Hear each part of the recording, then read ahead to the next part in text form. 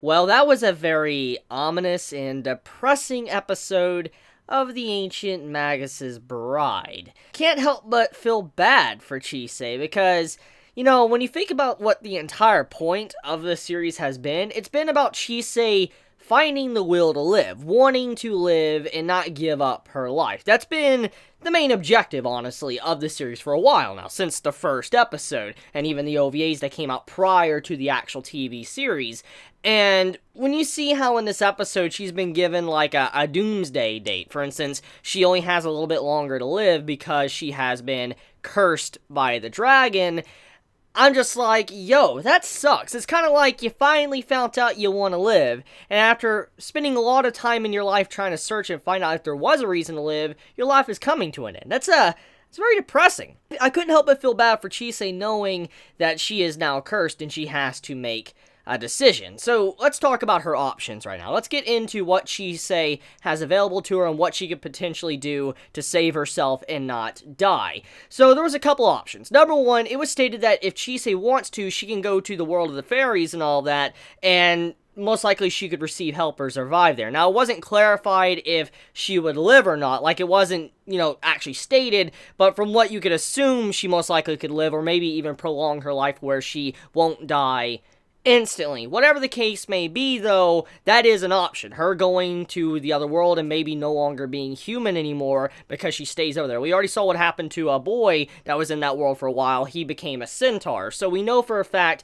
if Chisei was to go to that world, she'd probably cease to be human, which that, in a way, which is worse? I mean, dying as a human that's cursed and all that, and you actually want to live? Or do you want to change into something that's no longer human, but you get to live with the person that you want to be with? So, I mean, there's a big debate or question you can kind of bring up and ask yourself, like, what do you want to do? Is it worth it? And I feel like Chisei, at the end of the day, I feel like she's probably willing to give up her humanity just to be with Ellis and all that and actually have a home, since she has finally found a reason to live. That's my personal assumption after seeing this episode and thinking about the entirety, the journey of the series of the Ancient Magus's Bride. Now, the other option that is available, Chisei can potentially join the Witch's Coven, and she can actually join them to learn about curses, hexes, stuff like that, and maybe she might be able to figure out how she can get rid of this curse or control the curse to where it won't completely consume her body. So it does make sense. I mean, when you think about witches and lore, mythology, and all of that, witches have always been about casting curses and spells and stuff like that. That's the normal, lore to, witches. So them popping up in this series and basically talking about curses, how they can control them, and Chisei might be able to extend her life, it makes sense. However, I feel like if Chisei does become a witch and she gets the grasp of controlling whatever curse she has, for instance, the dragon's curse, I do believe she probably will still cease to be human. I don't think she'll probably continue to be human, because when it comes to curses, they don't just disappear, usually. They don't, especially in mythology and lore, and this series has followed that a lot. It has followed curses, fairies, spirits, and stuff, and you got proper background details to them. So when it comes to curses and stuff, I don't think getting rid of a curse will be that easy, especially even if you become a witch. You might be able to control it, stop its growth from killing you, but I believe the curse might always be there, and I believe that Chisei might actually cease to be human if she does become a witch to control it. But that's another option. Now, besides that, there could be something else that we don't really know about, and I don't think possibly her cutting off her own arm is probably going to save her as well. That was something I was thinking about while watching this episode, and then, like I already kind of briefly stated, curses are very different, and they're very sinister, and you can't just get rid of them like that in, mythology and stories and stuff and legends. You can't just get rid of stuff like that. So I was like, at first, I was like, she could just cut off her arm and it would probably be fine. But then I was like, no, that probably is not a possibility, because when it comes to curses, they're attached to the person's very essence, their soul and all that. So even if you got rid of the bad stuff, that curse would still be attached to you. So I don't think that's probably going to save Chisei at all. So that's probably not an option. But yeah, those are the certain options that Chisei has available. There could potentially be more, but still, though, it's very gloomy, because right now Chisei has to make a very difficult decision. I mean, does she cease to be human one way, or does she become a witch that could potentially not work out in the first place and could cause it to where she also will cease to be human? we need to see where that's going to go. So as we know, the last episode, we had it to where the dragon got kidnapped, and eventually, because he was so sickened by grief and he wanted to go home, and after seeing his own friend just getting, like, dissected in front of him, it makes sense why he had a mental breakdown. Dragon had a mental breakdown, became this fiery, breathing dragon in a fairy tale. That's what even Ellis actually states in this episode, like, he is the type of dragon and a fairy tale. And that's exactly what he looked like. I mean, he had fire coming out. He looked like a sinister dragon. The way he, flew, his wingspan, just everything about it. He did look like something out of a fairy tale. And the only way to actually save the dragon without obviously killing him was for Chisei to absorb his magic, where the, dark essence or whatever's coming out of him, the only thing that Chisei could do was to get near him, absorb it out, and then Alice is supposed to actually absorb the magic power out of Chisei for Chisei won't break or die in the first place. So that was the whole main concept of what they were trying to do. However, things happened, and Ellis got knocked off the back of the dragon, and Chisei took it upon herself to save the boy, save the dragon, because she's a very kind-hearted person. She wants to help people. And even what Ellis said in this episode, he's like, that's self-sacrifice. You want to sacrifice your own well-being, your own self, where you could feel like you belong somewhere. And that made me really start thinking. It reminds me a lot of how people are in life, how some individuals will sacrifice their own happiness, what they want, their goals, their ideals, for the sake of others. And in some ways, when people view that,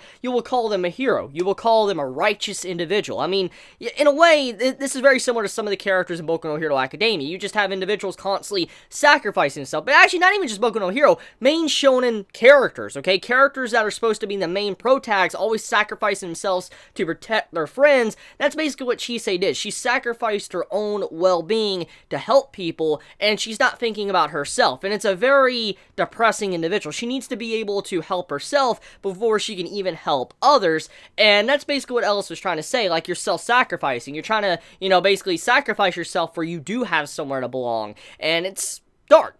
So that is something very interesting about Chisei's character and how she basically got this curse, because she honestly, even though she wants to live, she has this habit to where she will sacrifice her own well-being for the sake of others. Let's talk about the final segment of the episode with Stella. I think that's the girl's name and all that. The girl that we saw a couple episodes ago that Chisei helped out thanks to, what Ash and I was doing.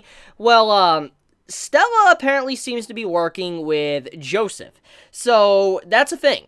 Now, I don't know exactly how far this helping out extends, but if I had to assume anything, I'm assuming Joseph is possessing or controlling Stella, because there's a segment at the end of the episode to where he starts talking about his own self, his own body. For instance, he says he has been cursed to continuously live and never die, while Stella has been cursed to eventually meet her end very soon, die. So they each have individual curses, but they're the exact opposite, and from what we can assume here is that Chisei most likely, I could see how this individual might do something to potentially get rid of Chisei's curse. Since he's cursed, for instance, he's cursed of not dying, maybe since he has this attachment and all that to curses he can't die, maybe he could somehow extract the curse out of Chisei. I could definitely see something like that happening since he's like some form of ancient being and he wants to die. Maybe he might take Chisei's curse for he can die. And I don't know about Stella, though. She's apparently going to die very soon, and she's being possessed, so that's kind of sad to actually see that. But we already knew that was going down, thanks to the previous episodes. Besides all of that, though, what else is left to really talk about? I'm trying to think here. Ellis was just angry in this episode. Like, he was extremely angry. He was upset with Chisei because of how you could see on her face that she didn't show sadness like she was going to die. She just seemed like she was deranged in a way and crazy because she is going to die. He knows she's going to die. He's attached to her, and she's not showing this sign of where she just wants to live, like screaming and begging she wants to live. And you can see how he got very angry in this episode for that. So I do appreciate that segment. It kind of, made Ellis feel a little bit more human, and he's showing more and more emotions as the series progresses. And we do see that he is incredibly attached to Chisei, to where he does not want to let go of her at all. He even actually goes out of his way, because he cares so much about Chisei, he actually allows Chisei to go and become a witch. Even though, like I said in the last episode review, he did not want Chisei to make her own tracks, lay down her own railroad tracks, her own rails, before she can follow. he wanted to make her own tracks predestined for whatever she could do, give her the only option that he would give to her. But she made her own choice, and he, didn't try to fight against it. And the reason why he's following through with it, because he cares more about Chisei and her living than his own selfish desires of wanting to keep her all to himself. So that also shows that he has developed as a person with these latest episodes. So I want to end it there. Let me know your thoughts in the comments below, how you felt about this week's episode of The Ancient Magus' Bride. Did you enjoy it? Did you hate it? Please tell me your thoughts in the comments below. And if you enjoy my content, please subscribe. If you like this video, please leave a like. And if you want to get notified for whenever I upload a video, please click the bell icon down below. So please be safe. Chibi out.